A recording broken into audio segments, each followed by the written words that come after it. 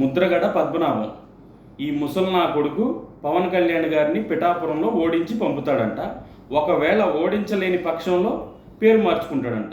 ముద్రగడ పద్మనాభరెడ్డి అని మార్చుకుంటాడంట. అరే ముసల్నా కొడక, నిన్ను తిట్టడంలో ఏమాత్రం తప్పు లేదు. పవన్ కళ్యాణ్ గారు ఏమైనా రాజకీయాల్లో దోచుకుని అక్రమ సంపాదన ఏమైనా సంపాదించారా? లేకపోతే నువ్వు ఎందుకురా ఓడించేది ఆయన్ని? దేనికి ఓడిస్తావు?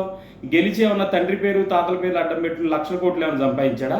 అలాంటి లఫూట్ గాడికి, అంటే రాజకీయాలను అడ్డం పెట్టుకుని తండ్రిని అడ్డం పెట్టుకుని సంపాదించినటువంటి లఫూట్ గాడికి నువ్వు సపోర్ట్ చేస్తూ నీతిగా నిజాయితీగా రాజకీయాలు చేస్తూ తన సొంత సంపదని ప్రజలకు పంచిపెడుతున్నటువంటి వ్యక్తిని ఓడిస్తాను అని చెప్పి ప్రగల్భాలు పలుకుతున్నావు. సరే, ఒక పని చేయరా, నీ పేరు మార్చుకుంటావు ఎందుకు? నువ్వు ఆల్రెడీ ముద్రగడ పద్మనాభరెడ్డివి అని రాష్ట్రం మొత్తం తెలిసిపోయింది. నీ ఉప్మా కథలో ఎన్ని విన్న తర్వాత నీకు వాల్యూ లేదు, నువ్వు ఒక సన్నాసివి చవటవి అని రాష్ట్రం మొత్తం అర్థమైపోయింది. నువ్వు పేరు మార్చుకుంటాం కదరా, ఒక పని చేయి. నిజంగా నువ్వు మగాడివి అయితే, అంటే ఇన్ని రోజులు నువ్వు మగాడివి అని అనుకునే ఉంటావు కదా, పేరు మార్చుకోవద్దు. ఎందుకంటే నీ పేరు ఆల్రెడీ రెడ్డి అని అందరికీ అర్థమైపోయింది కదా, పేరు మార్చుకోవద్దు.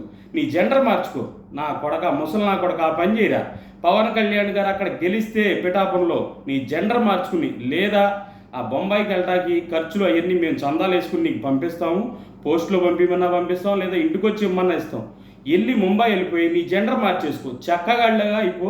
ఈ రాష్ట్రానికి నీ వల్ల, అంటే రాష్ట్రానికి కానీ నీ కులానికి కానీ నీ నియోజకవర్గానికి కానీ ఏ విధమైన ఉపయోగం లేదు. అలాంటి సన్నాసివి నువ్వు మగాడిలాగా ఉండటం కన్నా మాడాలాగా ఉండటం కరెక్టు.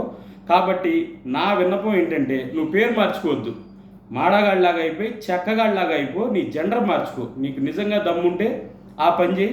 రాష్ట్రానికి నీ నియోజకవర్గానికి ఉపయోగం ఏమైనా ఉంటుంది అంటే, నీ కులానికి కులం అన్నాగా నీ కుల ప్రజలు కూడా సంతోషిస్తారు. పోనీలే, ఈ చెక్కగాడి ఏం చేయకపోయినా కూడా జెండర్ అన్న మార్చుకుని చెక్కగాడని నిరూపించుకున్నాడని చెప్పని నీ కుల ప్రజలు కూడా సంతోషపడతారనమాట. జై హింద్.